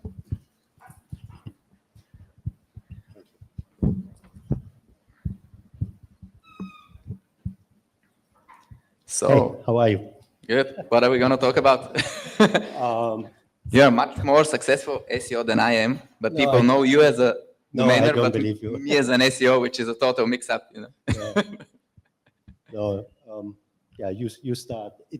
I learned about this panel 30 minutes ago, so you start. Okay, I'm gonna tell something about myself. I'm the worst SEO in the world. The last 10 years, I have 1 ranked websites and 1,500 penalized websites, which is the worst ratio of any SEO in the world. Still, my company is doing millions of dollars a year from the SEO industry. And this is because we sell them domains, domains with links. This is what my company, SEO Domains, does. So I'm in the role of a very big supplier to the SEO industry. And I have looked a lot of amazing SEO get done as an observer, but I haven't really done a lot myself lately, unlike you. So maybe you can tell us how it's actually done.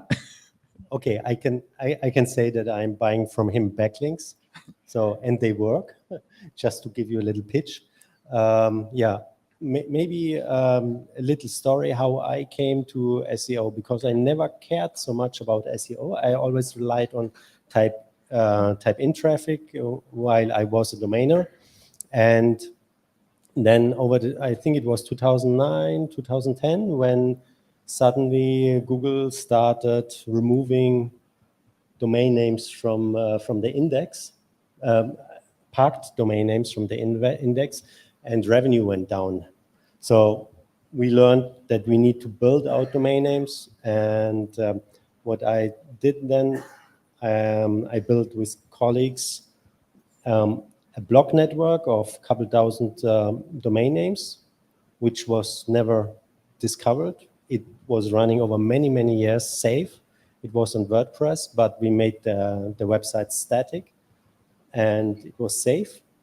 It was running, it was earning money, and it was fine, actually. But all generic domain names, they were ranking good, many on number 1, and we were selling over the time backlinks to other companies. Yeah.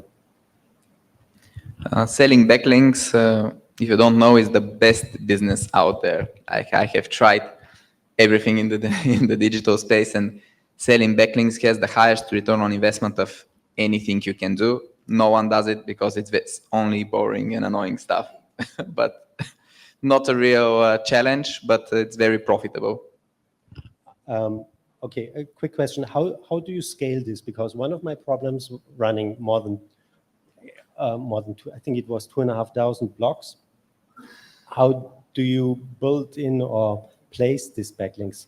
Because you need to create new content constantly. The content need to make sense, and the clients expect that somebody is even following, that you bring real traffic from these links. Well, yeah, there are a bunch of smaller challenges, but nothing that cannot be solved.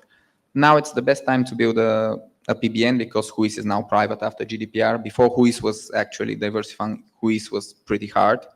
Also, Cloudflare didn't exist when we started this many years ago. So now you can put most of your name servers on Cloudflare and have most of the websites hosted just in a few different places, but with Cloudflare in front, different Cloudflare accounts, different name servers.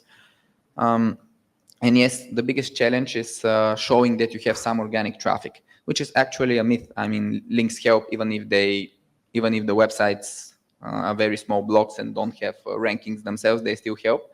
But it's a very popular myth, and people want organic traffic in hrefs, which can be faked pretty easily. But just if they're looking for the wrong thing, just fake it. But you can also try to build bigger, better websites and have actual traffic and sell even more expensive links. But how do you prove then to your clients that these websites have really this traffic? Because you cannot run analytics on it. They don't want proof from you. They only want Ahrefs number, because Ahrefs DR is the main metric of which the link is valued and priced. And in the next column, you have organic traffic. And because so many people are faking their DR with some black hat redirects and other tactics, that people learn that if you have a lot of DR but traffic 0, you probably faked your DR. And the DR gives the weight of the link, but the traffic gives the legitimacy. So people are only looking at Ahrefs and would not want any data from you if they buy links. Okay, how many do you call your websites blogs or web pages? It would be pretty generous to call them blogs, but you can call them. They are real websites. Yeah. Okay, how many websites do you have with a DR above 80? Above 80, I'm sure you know the numbers. No, we don't have any about 80. We do have domains about 80, but this we try to sell. Okay. So the blogs the websites you operate where you are selling backlinks, they are usually below 80. No, they're much lower. Let's say 15 to 50. Okay. DR50 link costs decent amounts of money if it's in the right niche or in the right country, especially things which you can connect to gambling, like sports or games. Okay. From which area your clients are coming? So they are mostly SEO companies and marketing companies, I believe. But which vertical? So they are in sports or affiliate, a lot of affiliates, and anything that is super competitive. So it's gambling, finance, health. Hosting, domains? Domains not so much. Some hosting, yes. Okay. So I need to buy more from you? Always. So we need somebody to ask questions, because it's a ping pong here between us.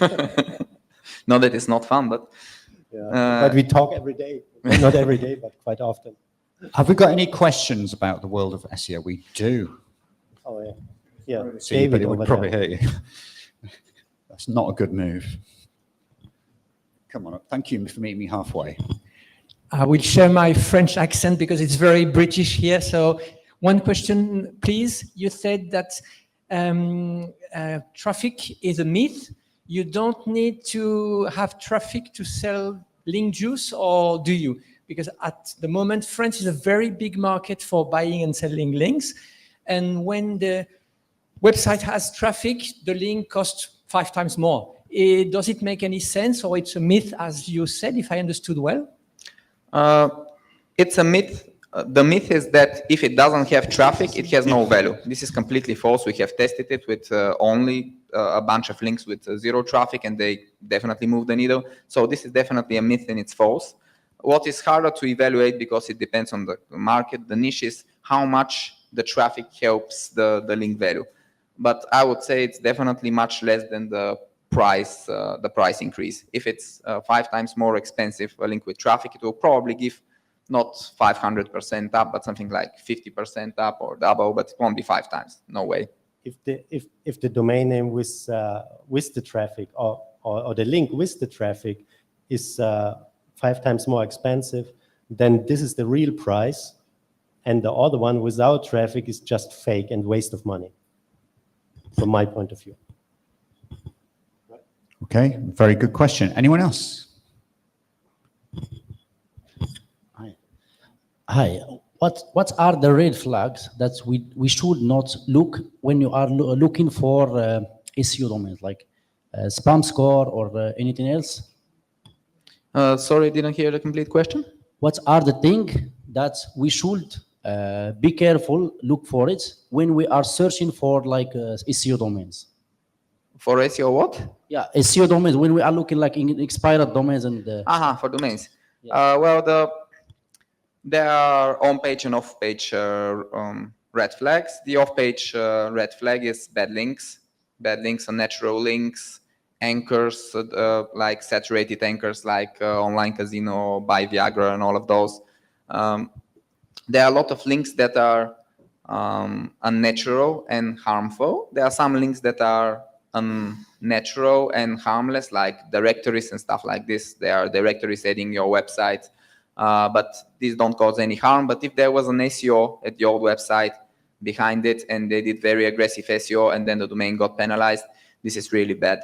This is about the off-page. About the on-page, it's a very bad thing is if the domain was redirected before and all the link juice was siphoned away. These have a very long sandbox, very slow, or sometimes never come back really the value. If you're going to use it for a money site, it's not good if it had some spam before, like Japanese PBNs. But if you're going to use it as a PBN and it's indexed, I mean, just to link, then it doesn't really matter, because if there was a Japanese PBN, as ugly as it is, but Google kept it indexed, then Google is fine. It just shows that the domain is tough is actually a good thing, not a bad thing. So sometimes there is a lot of links. So you check it one by one, or there is any way so you can check a lot of links that are, for example, broken links or anything else? We use Ahrefs to check the links, and there you can see the full picture.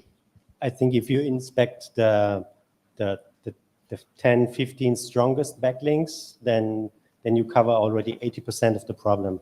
And then in the long tail, if you see repeating some Asian backlinks with the same strings, then just skip it and go to the next. There are so many domain names dropping, or so many domain names on the market, then don't waste more than 20 minutes investigating in a domain name. I heard that the domain, when it's become deleted, it loses the value of the link that it has. Is it true, or it's just a rumors? When the domain is deleted, is deleted, completely deleted, and still having the links on it, it will lose also these links there in the time, even if you buy it again? No. Or it will be the same? No. It's not losing the value. The backlinks. The backlinks are still there, and they are going maybe to a page, to a sub-page or a subdomain that do not exist anymore.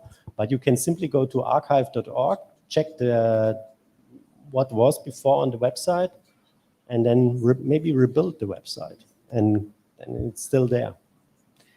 Yes, the short answer is no. The more complex answer is that probably Google's machine learning has learned that domains in the named right registrars, so like drop catch and the ones that have dropped and changed owner, they are a bit more shady, like in general, as a correlation. So those might have a longer sandbox if used for a money site, slower to get traffic than, let's say, domain from GoDaddy auctions that didn't get the creation date change, and it's still, let's say, created 2005. And so Google is not so certain that it changed owner, even though website name servers, a lot of things changed, but the creation date didn't change and the registrar didn't change.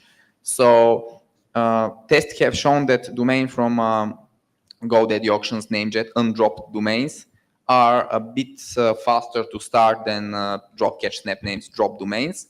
But it's a small difference only for money sites, only in a specific context. In general, no, all domains that have expired completely are still have the backlinks and have the value.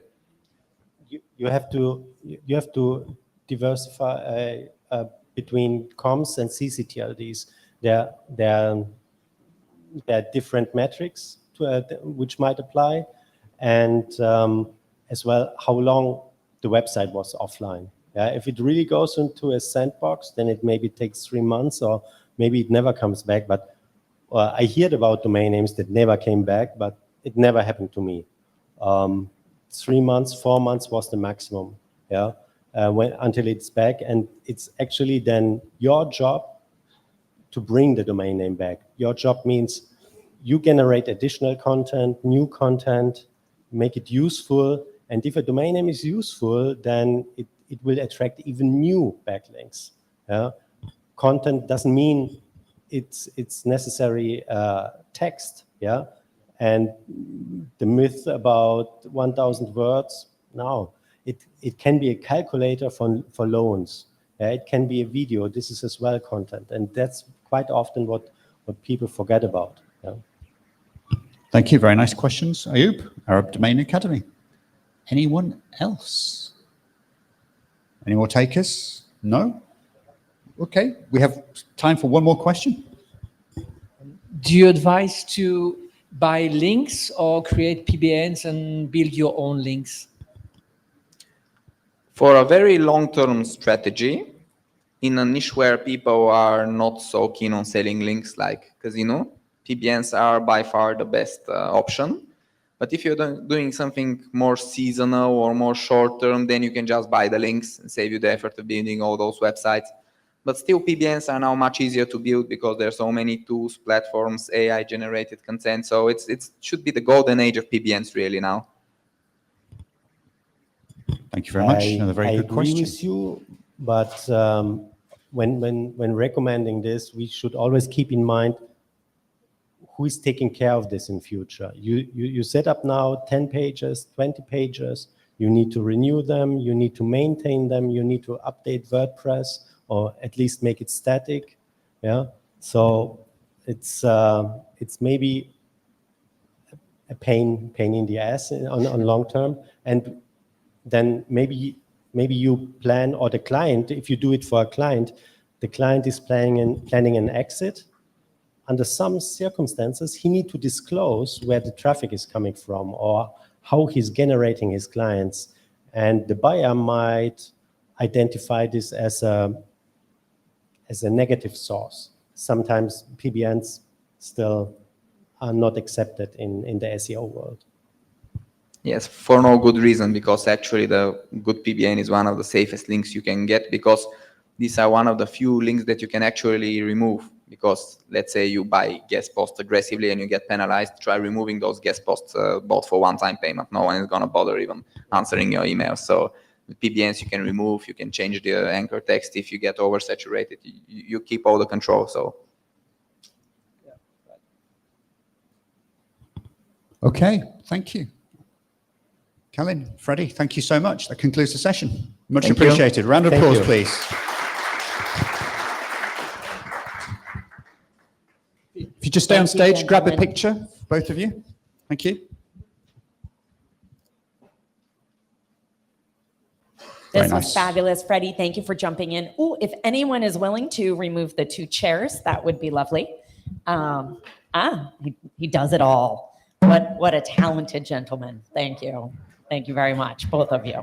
And for our final session today, so much of our conversations throughout these 2 days are about the future, what's happening next, how to adjust.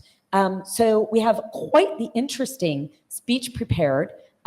Charlotte Riedel is joining us with a view from the next generation. Charlotte, thank you so much for being here. Thank you, Tess.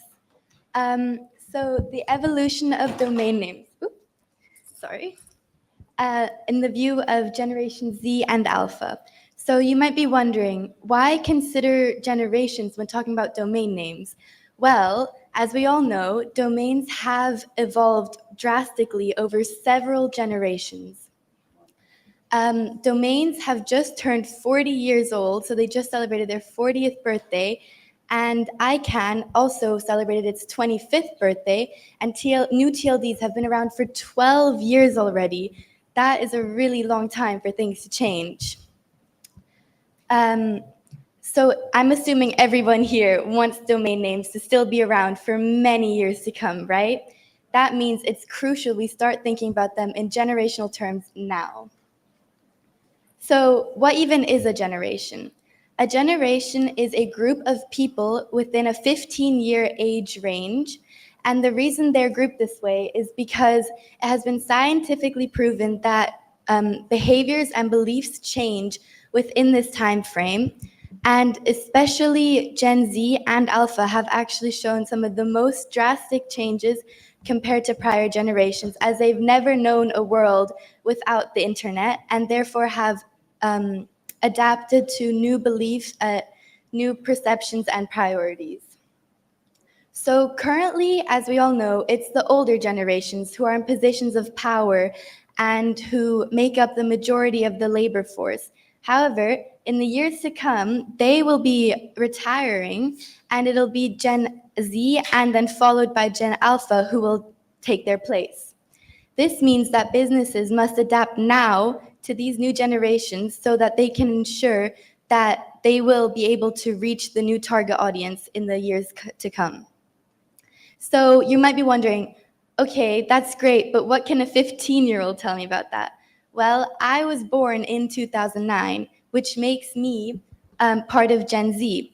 And that means I know best out of everyone in this room how my generation clicks. I also run my own company, Beauty Report, which means I know firsthand how important a domain name really is. And I also conducted a survey to collect some data, and data can't lie, can it? So here's what we found. So here it is, the world's first survey study which inquires specifically into the perception of domain names by Gen Z and Alpha. We actually had a great turnout, and we have mostly a very balanced gender distribution, but we do have a slight bias towards Gen Z, as Gen Alpha is still so young.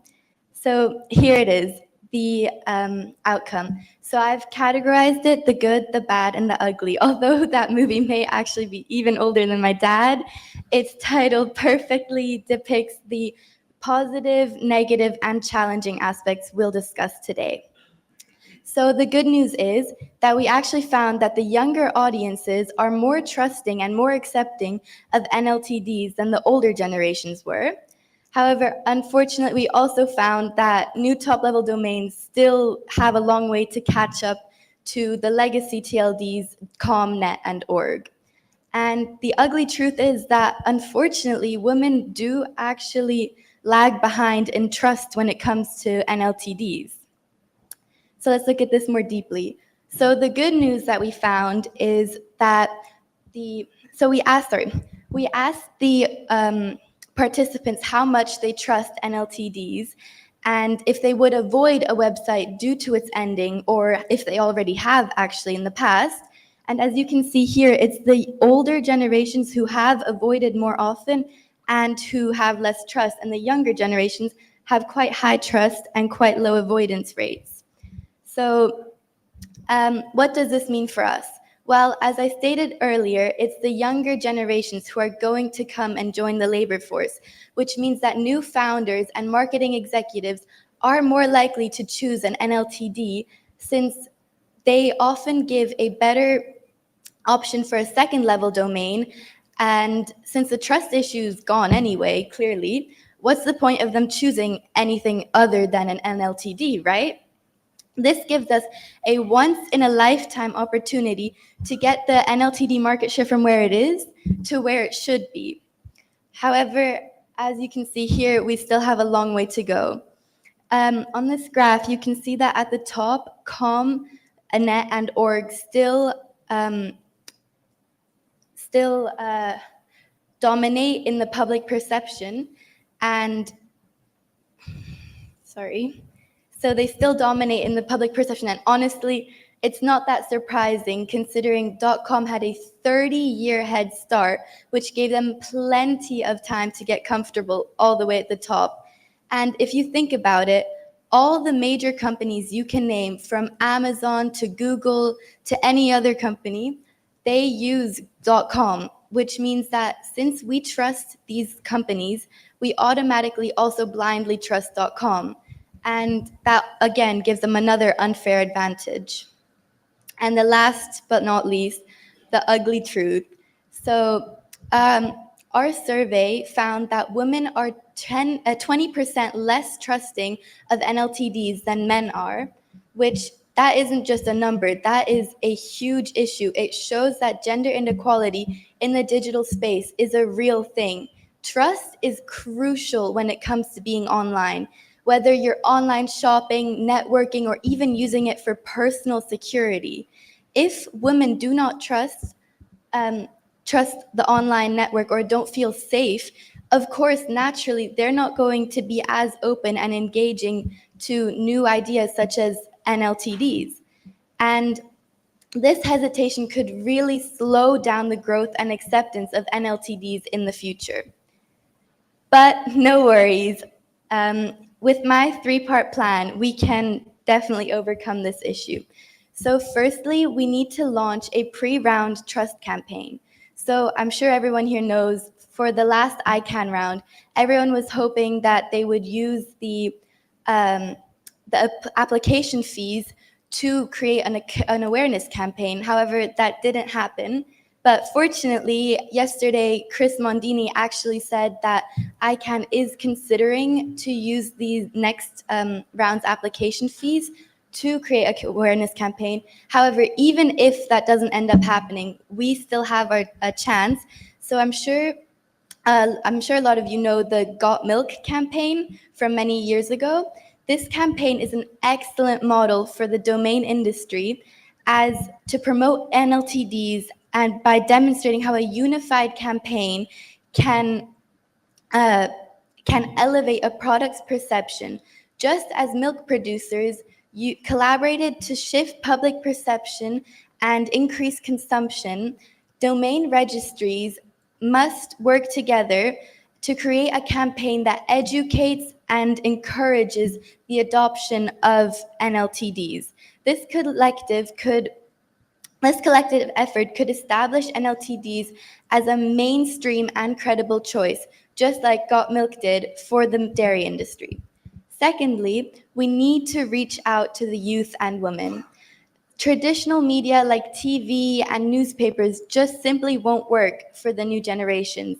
Instead, we should focus on platforms where they are actually present, such as TikTok, Instagram, YouTube, and we must collaborate with influencers who resonate with these audiences so that they can, so we can effectively promote NLTDs and through authentic and engaging content. And female-led organizations such as the International Women's Alliance need to educate their members that an NLTD is actually most likely a safer and a better choice than a multi-keyword, highly hyphenated .com is. And lastly, a very important one is we need to have strategic partnerships with registrars and industry leaders.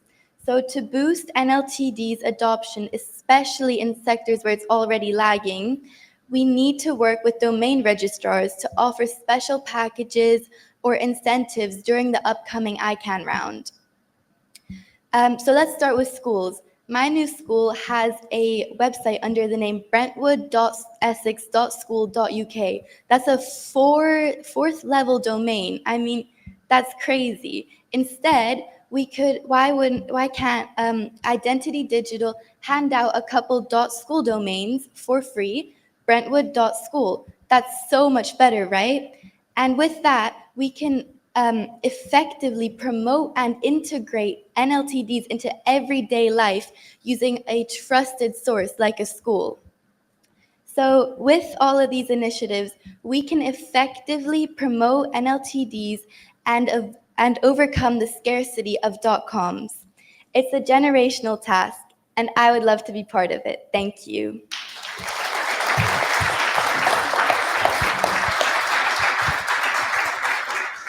Charlotte, thank you so much. Very interesting. Did you get your picture? Yes? I like how the tables have turned. You're taking pictures of her on stage. Well done.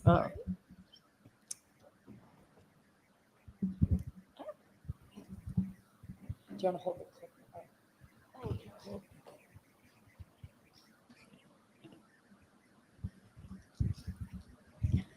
I saw some very surprising data. I was really intrigued, and I want to reread your slide. It was so good.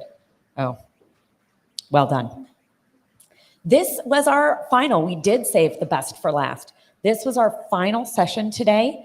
I received a phone call requesting from someone who is not present but wanted to be, requesting that I pass along a message to Helmut. So please join me here, Helmut, and I'll share my message. So I'm not sure if you're all familiar with the ICA, the Internet Commerce Association. Camila sent along her deepest apologies that she wasn't able to make it, but she has texted me each day and called me to ask to give a particular honor to you, to thank you for all you've done to support the internet community, the domain community. Thank you so very much from the ICA. Thank you.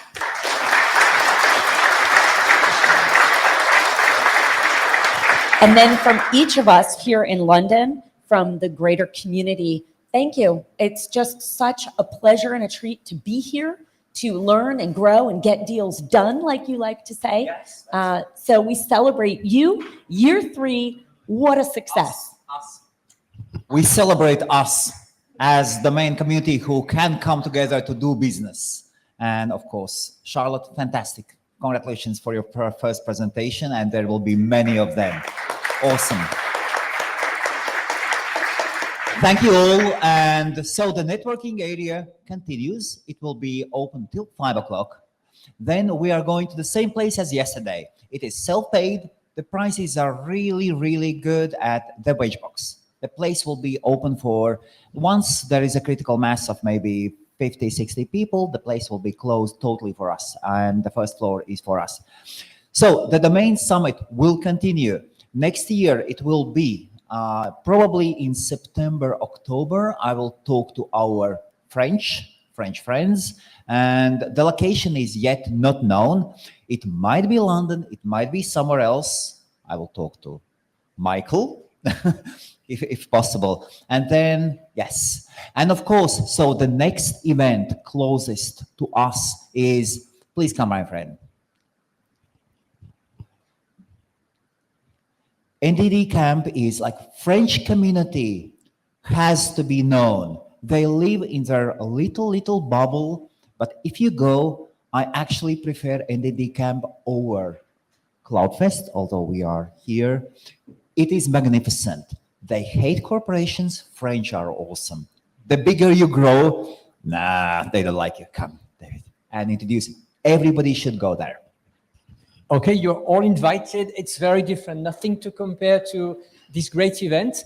But if you come to Paris in 1 month, it's a free event upon invitation, because we cannot invite all the world, but everybody from here is for sure invited. And maybe easier in Strasbourg, the next day after CloudFest, Then we have in Strasbourg, which is just a few kilometers away, a same event, and it's less business that we have here. It's more technical, very French. So we talk about the law, we talk about the French registrars, but you're all welcome to come. It's a different event, and we are all complementary, I think. And I love this one. I like CloudFest too. It's true that we don't like so much big corporation because we are jealous in French. We don't have any GoDaddy, any network solution, so we don't like them. But anyway, you're welcome to come from any company you are. Okay, thanks, and see you in Paris. And if you don't remember the name, it's NDD Camp.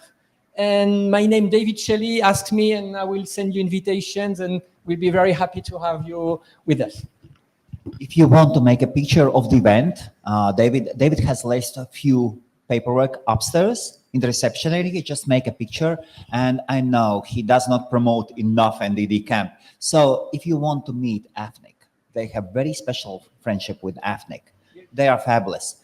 CSC, so they are the leading brand protection company here in Europe. They manage maybe 90% or 90% of Forbes 500 companies. So it would be really interesting for Sky to go there as well. And we know that David has served 20 years at CSC. That is where he has gained his experience. The last year I was in Strasbourg, there was WordPress or Automatic. Yeah. And so business is there. We are business community, and I would highly, highly advise you to go there. Thank you.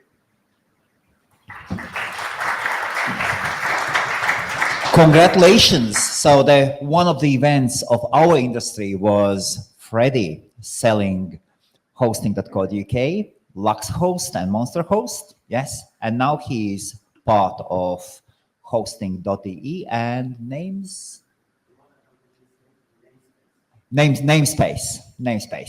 Thank you. So yes, that's it. The food will be served. Please come, enjoy, and if you wish to meet with anyone, please do so. Thank you for coming from all around the world, and you are all amazing. Thank you, Jonathan. Thank you, Stephanos, Mr. Smiley one. Nadim, congratulations, 27 years of experience for your marketing company. And Richard Lau, thank you.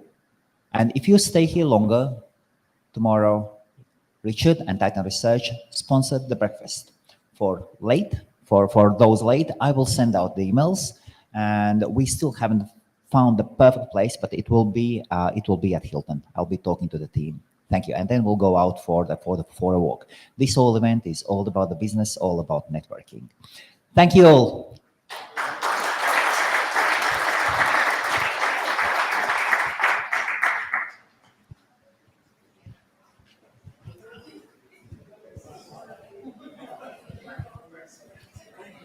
Thank you. Thank you, guys. And, oh God.